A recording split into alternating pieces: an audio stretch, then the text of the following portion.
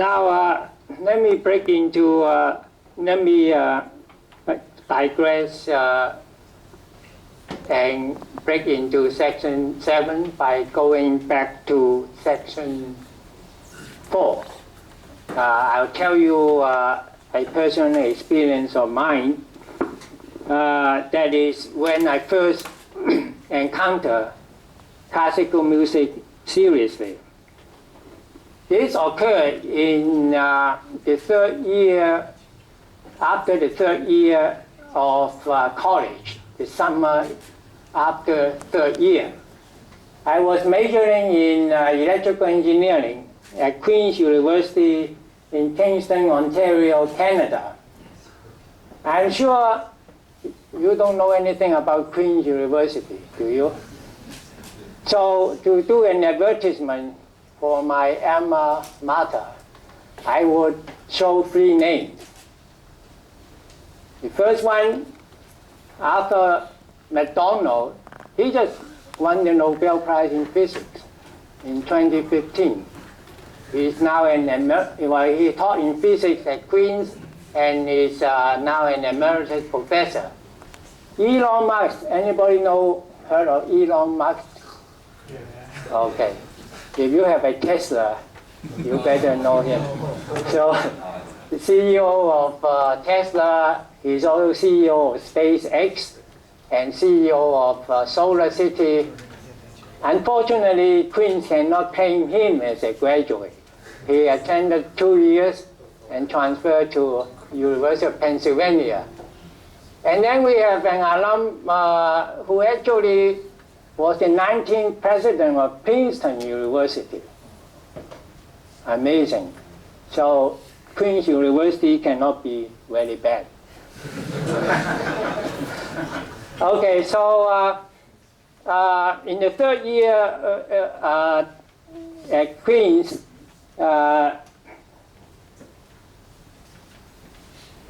that's when I was studying electrical engineering. And in the second year, 2 fellows transferred from University of Ottawa to Queen's, and they major in mathematics. They also from Hong Kong.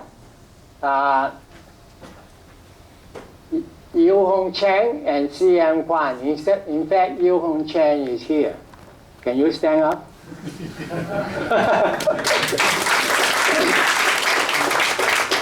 They were fans of classical music. Between them, they have a huge collection of long-playing records of various composers. At that time, I was completely ignorant of classical music. I assumed it's something that I would not enjoy. It's boring, all that stuff. So, but anyway, in the summer of the third year, something happened. I was a summer student in a mining company called Lean Lake in northern Manitoba. The latitude is far away from civilization, in the middle of nowhere. You look at the altitude, latitude, is like in Siberia, okay?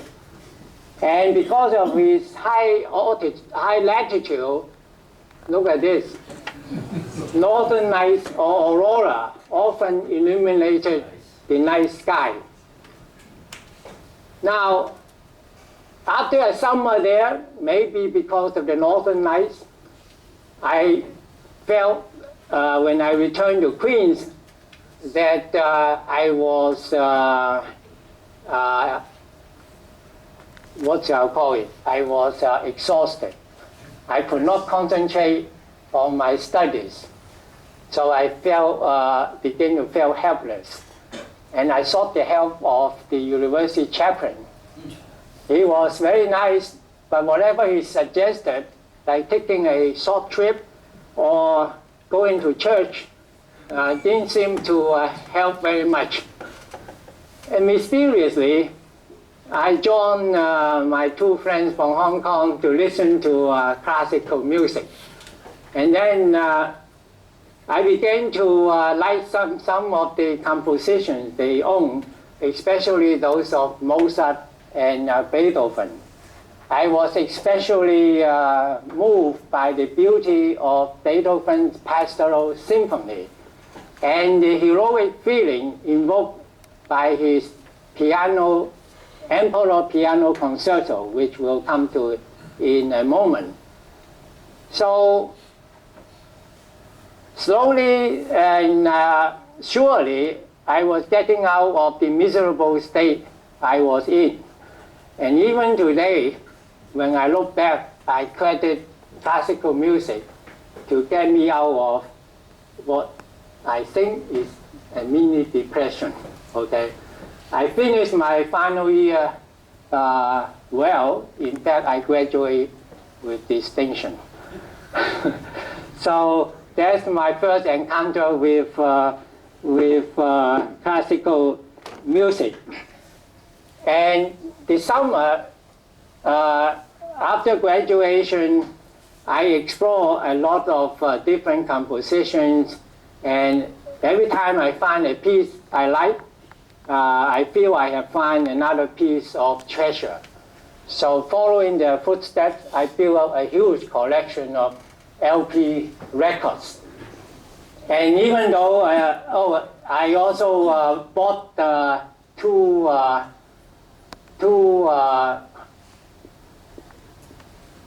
records on my birthday that year. Beethoven's Pastoral Symphony, that's this one here. And this one is the Emperor Concerto. By the way, this is me, I guess. That was me. So discovering classical music was one of my happiest periods in my life. Of course, now I have to get rid of my LP records a long time ago and replacing them with things like CD, but I still kept these two as souvenirs. So I still have this somewhere in my basement. I didn't want to throw them away. So that is my first encounter with classical music. So let me now continue with section 7. The next category is joyful. So for this, I would play the drinking song in the opera La Traviata, 茶花女. So next time you drink with your friends, sing this song, okay?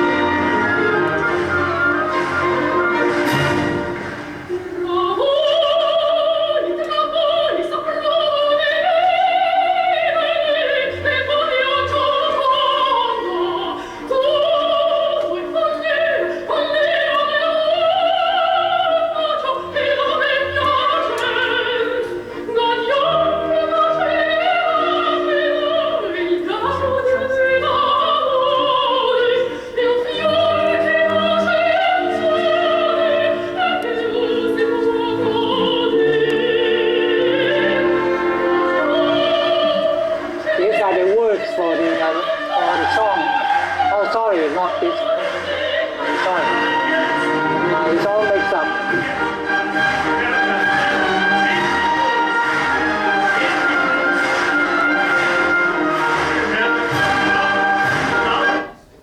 Okay, I think I clicked too much, and now I lost the file.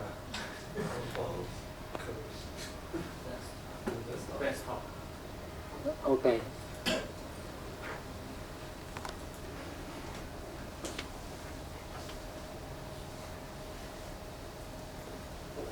Terry, can you come here? Oh, this one. Oh, okay.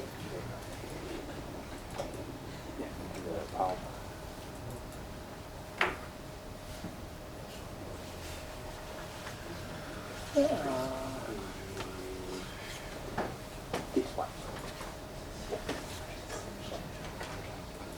Okay, so I think that's enough for the drinking song. I was going to show you the words while they were singing. You know, it just glorifies the joy of drinking, I guess. Okay, now let me just play a little bit about Beethoven's Emperor Concerto, which supposed to give a feeling of heroism. It's a piano concerto, piano and orchestra.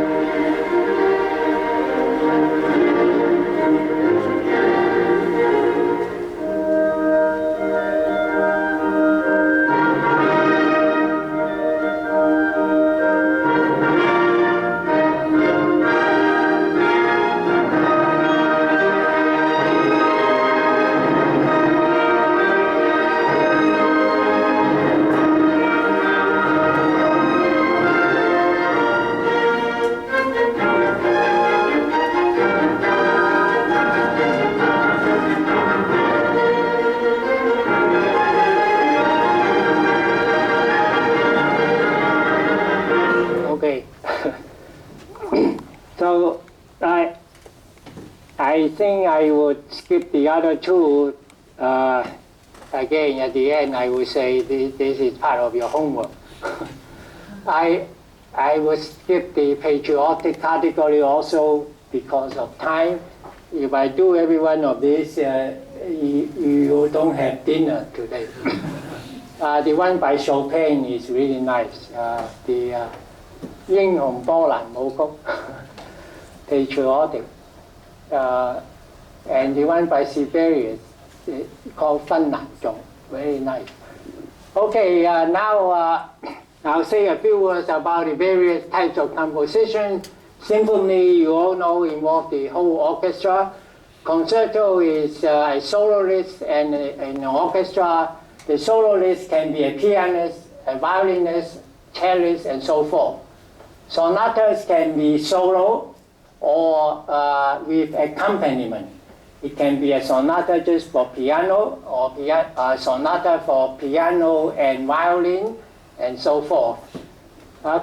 string instruments can combine with other instruments to form quartets, four instruments, or five, that's a quintet, or discrete trios. I'll say a few words about operas later. The others are songs, and religious music has various forms. Cantatas are short to medium length, oratorios are longer, masses are sung in communion services, and requiems are for the repose of the soul. Now, continuing with section 7, this category is called romantic love, and I would just play one from the opera by Puccini, La Bohème. Is supposed to be a hippie poet, and met a lady for the first time who lived next door because the candle was blown out, so the lady came in for help, and I guess it's love at first sight. So the hippie poet sings the love song, and then the lady returns. I can only play the one sung by the hippie poet. It's so nice that I think I hate to interrupt it. So it may be some 4 minutes, okay? And it's sung by the famous tenor Pavarotti.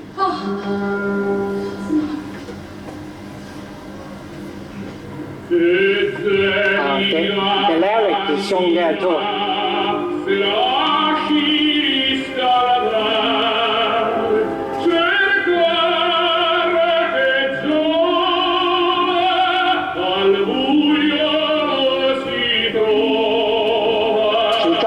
On the floor and look for it. He actually found the key, but he lied to her and just hide the key, okay?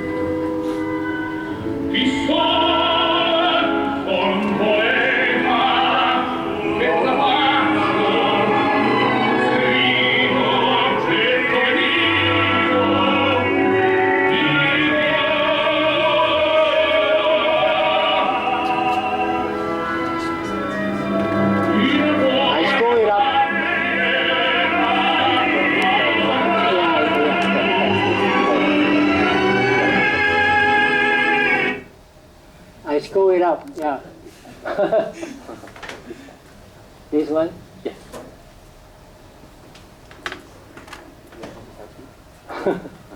I shouldn't touch anything.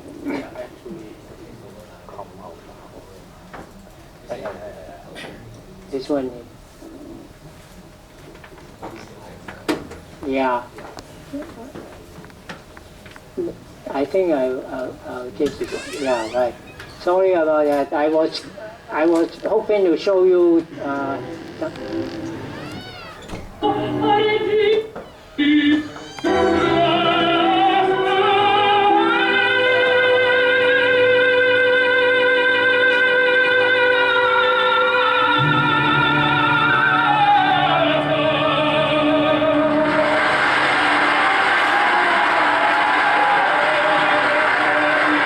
Let's hear that section again, because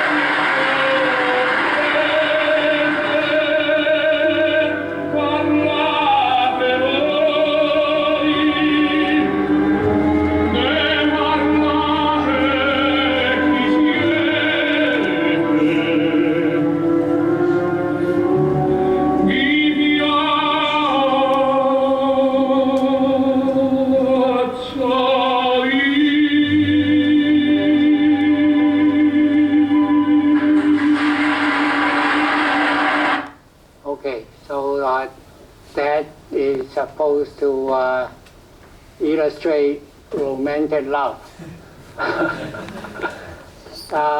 Okay, religious. Again, there are so many that I can play. I would maybe play this one and the second one. This one is one version of Ave Maria.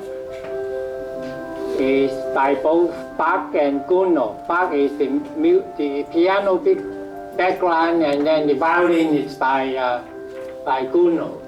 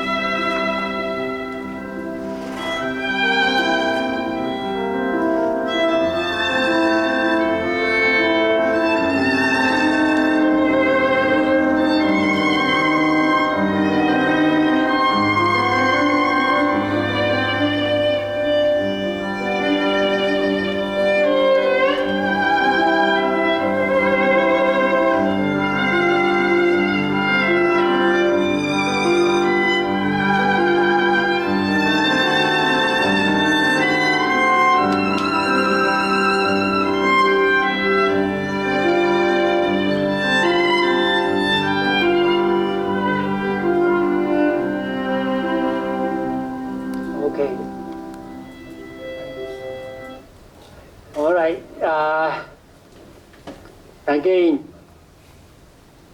there's no time to play more. This one is in the category of longing and homesick. I think I'm behind, so I don't know. Shall I play this or skip it?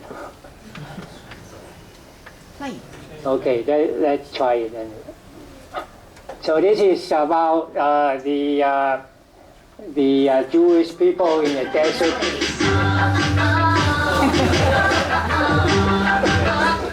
Okay, and they think about their homeland.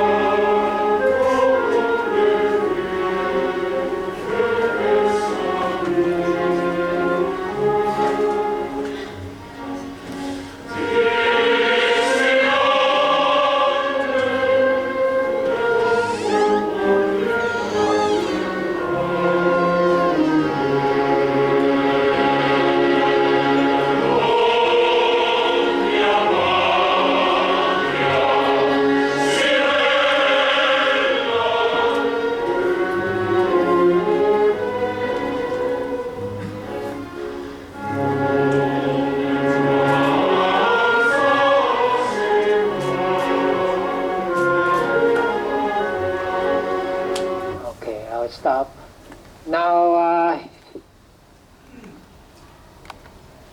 brief comments on some composers.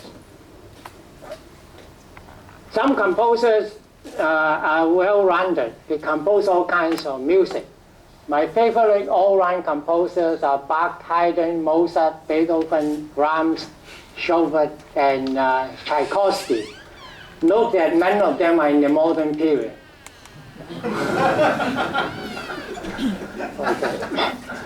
Now, some composers are known for one type of specialty. For example, Vivaldi, violin, Chopin, piano pieces, Schubert, songs, Mahler, Bruckner, Sibelius, symphonies, Rossini, Bellini, Donizetti, Verdi, Wagner, Puccini are all opera composers.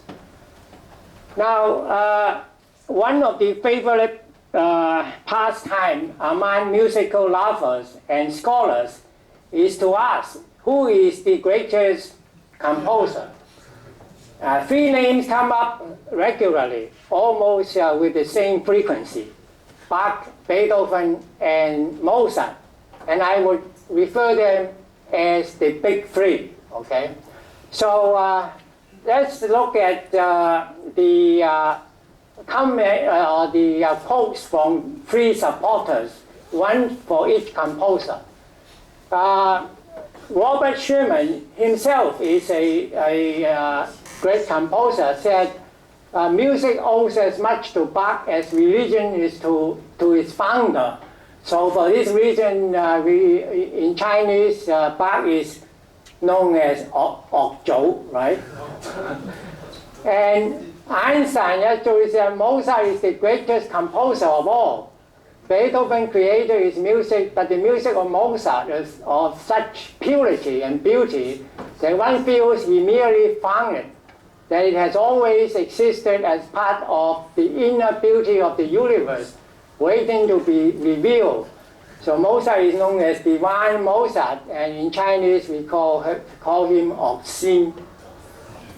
Beethoven. In Time magazine 2012, there's a special issue about the great people and about music. It says in the nearly 180 years since his death, Beethoven has fended off all contenders to world's greatest composer and shows no sign of losing his title.